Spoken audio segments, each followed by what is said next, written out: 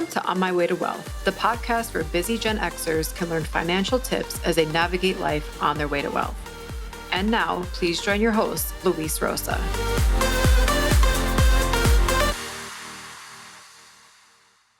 Hello and welcome to episode 82 of the On My Way to Wealth podcast. My name is Luis and I am your host. Let's talk about FIRE. A lot of you are familiar with this new concept. It's not that new, but it's gained a lot of track in the news lately. It stands for Financial Independence, Retire Early, the FIRE movement. I want to talk about this today because I've seen a lot of people that are getting very focused on this because they want to retire as soon as possible so that they can enjoy their lives as much as they can, which, I'm not mad at that. I understand that completely. It makes sense. Now, the FIRE movement is something where you go very aggressive in two areas. Number one, your lifestyle changes tremendously because you live very frugally. And number two, you have an extreme high savings rate. And it's a combination of the two that helps you then reach a level of investment assets that you have that will generate enough money for you to live for the rest of your lives. So some people have a significantly higher savings rate when they're going for the FIRE movement, anywhere between 50 to 70%. Now, the savings rate in the United States right now is somewhere around 13.7%. It jumped a bit during the pandemic because a lot of people were actually better off financially overall just because they still had their jobs and they were just working from home, not spending as much money. So their savings rate actually went up. But for the most part, the savings rate in the US has been averaging somewhere around 9 point something percent. And that is the amount of income that people have available as disposable income that they choose to save. So I just want to put that into context. Right now, one of the highest we've had in 2020 was 13.7%. In order to do the FIRE movement, people go anywhere between 50 to 70% of their income that they're saving. I mean, that is a significant increase in savings. And at the same time, you have to combine that with living extremely frugally. This could mean literally moving to your parents' basement, or if you have a home, maybe renting out the other bedrooms so that you can get some income from roommates and things like that. I mean, people go very extreme. They get rid of their cars, they cut back on every possible thing they can think of in order to maximize those savings, right? So this is a very extreme point to take. And obviously there's the hope of a big payoff at the end, which will be retiring sooner and being able to live on the money that you saved. So, let's go into a little bit of the details of how this works. So one of the main things that people that do the FIRE movement is they have to reach a certain FIRE number, is what it's called, quote unquote, right? This is the amount needed to retire early.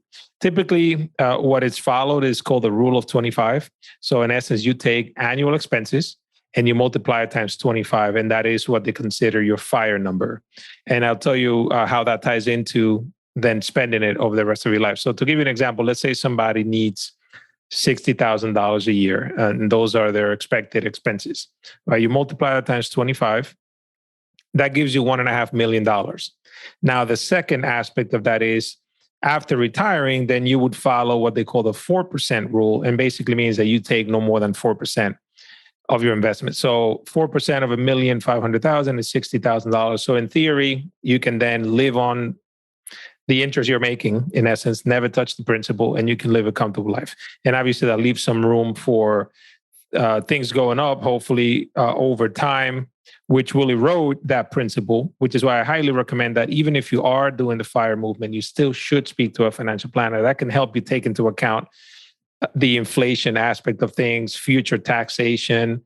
Obviously there's a lot of things that we don't know, like future tax rates, but at least so that you can play around with some scenarios, because you want to make sure that your plan is not just based on okay, I'm just going to take 25 times whatever I need, because what you need now might go up in the future just because of inflation and taxation, right? So that's in a nutshell what people do. They get their FIRE number by the rule of 25. So it's annual expenses times 25. And then they hope to take no more than 4% every year in order to live. Now, one of the things I always tell people that are considering FIRE is you want to be very clear on your why.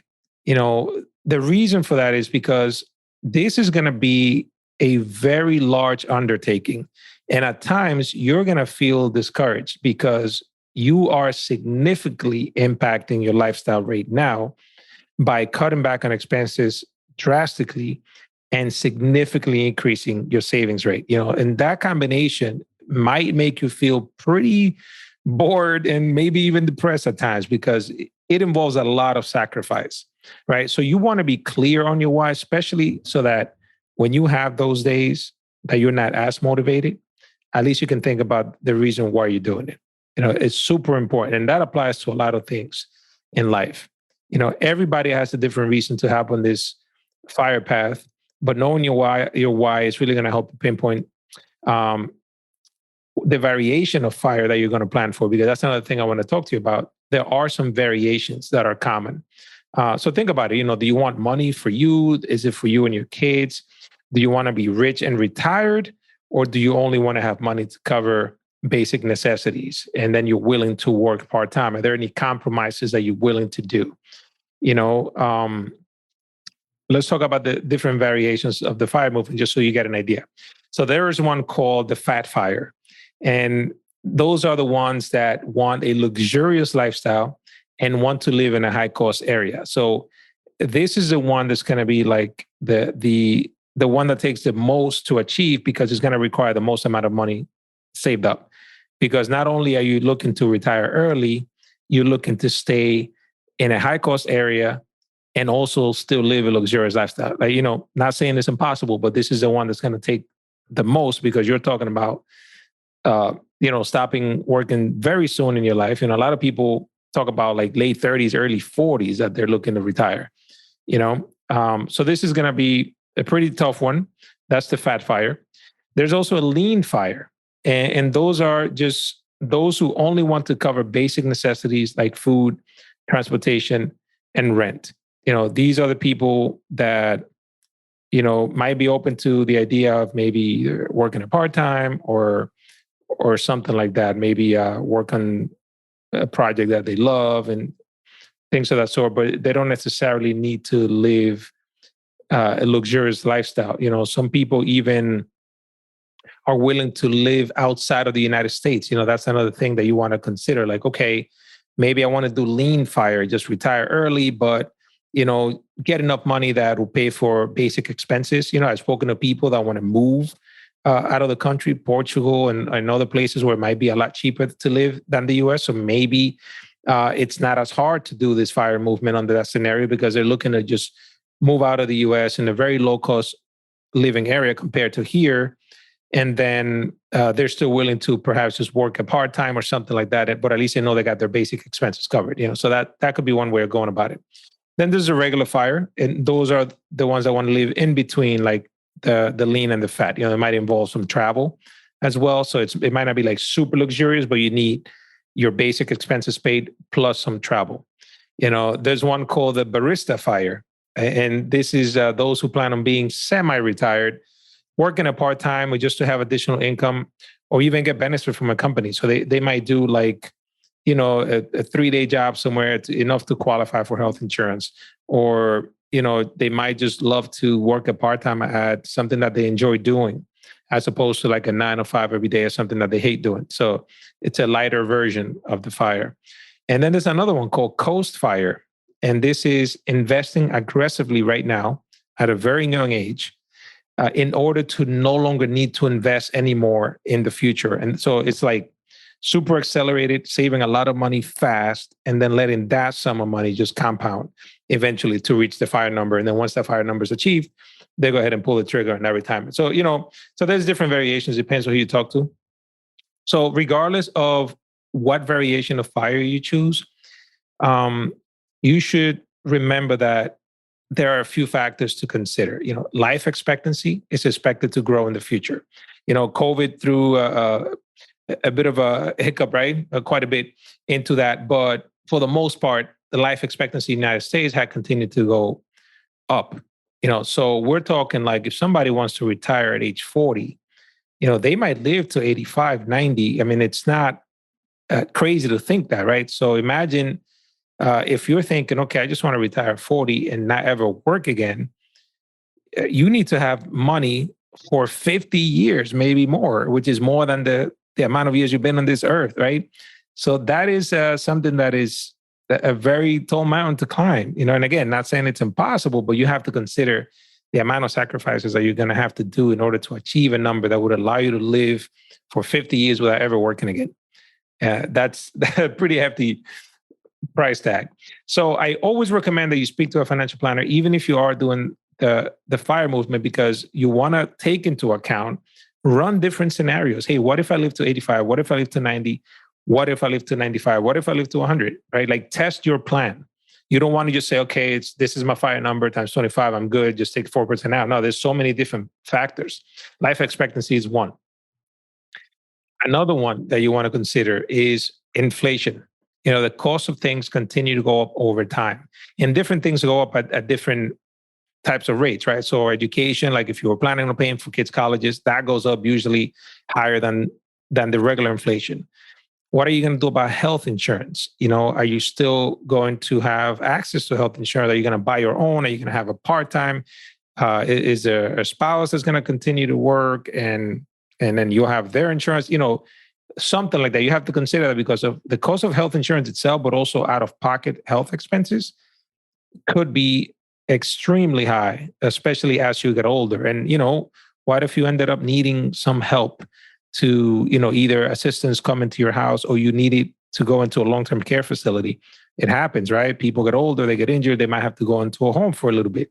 That's going to really impact the plan significantly, right? So you want to take into account that. A financial planner can help you stress test that. Okay, what if I needed to go into a long-term facility for 3 years? What would that do to my plan? You want to test these things out. Also, think about the fact that the stock market doesn't always go up, right? Surprise, surprise. What happens during crash years like 2008, or even like last year when COVID first happened? Are you going to be prepared for those dips, right? Is your portfolio going to withstand that type of volatility? So you want to test that out. Your FIRE number may not do all well if you just have it sitting in the bank. If it's depending on how it's invested, right? You want to see that your portfolio is diversified. So a financial planner can help you with that as well. So these are really things that you certainly want to consider. Now overall, once you've taken into account health insurance, longevity, inflation, I always kind of look at the pros and the cons as well, because your why is going to help you with this, but you want to know the pros and the cons. So what are some of the pros to just FIRE in general? Obviously, early retirement. So it's like, adios, 9 to 5, right? I mean, I know a lot of people really dislike working that 9 to 5 job, and I completely understand that, right? If you don't love what you do, it just feels like an eternity, right? When you're in that job. So that is a huge pro, being able to finally say goodbye to the 9 to 5. And that's a huge motivator, right? So that's great. What's another good thing? It's you're going to go through a personal finance revolution yourself, because what that's going to do is make you go through a lifestyle change so powerful that you're going to become so fiscally responsible. You're going to increase your savings like you've never done before, and you're going to cut back on your expenses like you've never done before. And that's very powerful, right? There's something to say about that. Just being able to accomplish that, that in itself is probably going to transform you as you are and help you feel encouraged, right? Just because you're taking charge. Another plus and pro, right, is that you're going to have lots of flexibility in your retirement years. If you have the right amount of savings, and you know that you're covered, you're well, you stress test your plan, you took into account inflation, taxation, healthcare expenses, stock market dips, you stress tested your plan, you feel confident with it. Imagine the freedom that comes with that, right? You're just going to have flexibility in your retirement years, time to put your energy into something that you love and enjoy, which is great. It could be travel, could be spending time with family members, loved ones, etc. Right? And that's all great. Now, what are some of the cons that you got to be aware of? So we touched on some of these, right? Like tax structures can change in the future. So if all the money you saved, if a lot of it was in retirement accounts, for example, your withdrawals could be impacted because, if you have money in retirement accounts like traditional IRAs, 401ks, they get taxed at your ordinary tax rate. And we don't know what those are going to be in the future, right? So that is one of the cons, just that uncertainty. The inflation as well, things going up over time in value. We don't know what that's going to look like in the future either, right?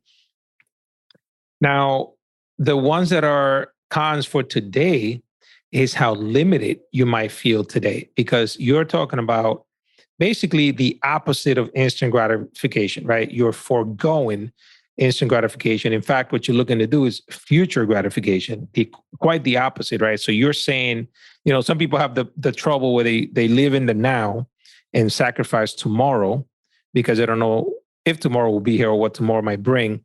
You're doing the opposite here. You're actually saying, I'm going to live as frugally as possible right now, save as much money as I possibly can, and then I'm going to enjoy myself later. So you're hoping on that big payoff, which could feel very limiting because you might be sacrificing a lot of fun in your life right now, because sometimes fun is money, right? In order to have it, like just going out to eat with friends, going out to have a few drinks, whatever it is that you plan on cutting back might seem as a sacrifice to you. And it's something that you might suffer through it at sometimes, right? Because it's not going to be easy if you're adjusting your lifestyle that drastically, right? So you're neglecting living in the present in order to then have the big payoff of enjoying yourself tomorrow, and that could be disappointing.